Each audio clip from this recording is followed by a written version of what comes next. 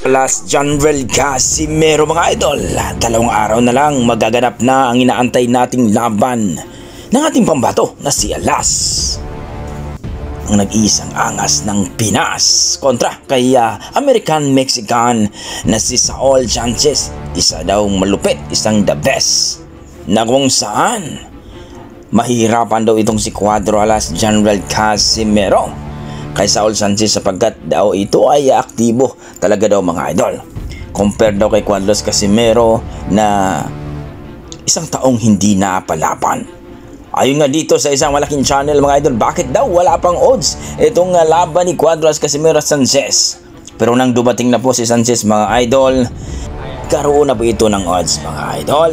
Alam naman natin ang mga haters at beaters si Cuadro Casimero, kahit may laban na si Alas, bitter pa rin. Well mga idol, totoo nga ang sinabi ni Coach Jason Casimero na pagdating daw ni Sanchez sa Japan ay magkakaroon na ng odds yan. So nagkatotoo nga mga idol. At dito nga mga idol, pinakita po ni Cuadro Alas o Coach Jason ang susuotin ng kanyang kapatid na si Cuadro Alas General Casimero. Maraming ang sponsor mga idol. Grabe naman, nakatatak po sa shorts mga idol.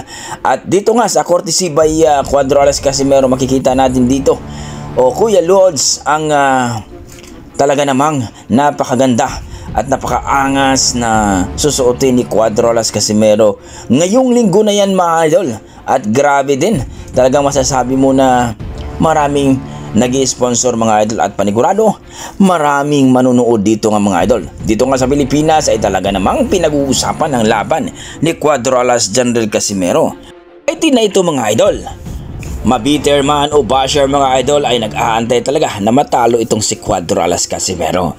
Pero kung matalo itong si Cuadro Casimero mga idol, hindi rin basta-basta kung sakali lang ha. Dahil alam naman natin mga idol na itong si Cuadro Alas Casimero hindi po pabayang boksingero.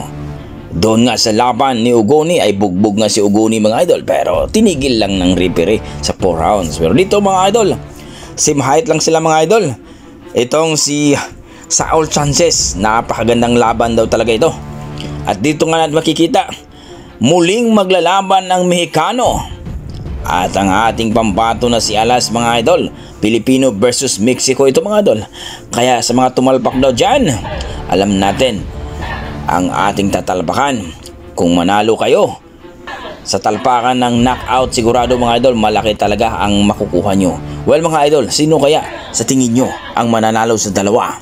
Itong ating nag-isang angas ng Pinas, former 3 Division World Champion General Casimero, o itong the best Saul Sanchez na isang Mexicano? I-komento mo na sa baba mga idol para ating pag-uusapan mga idol. Maraming salamat.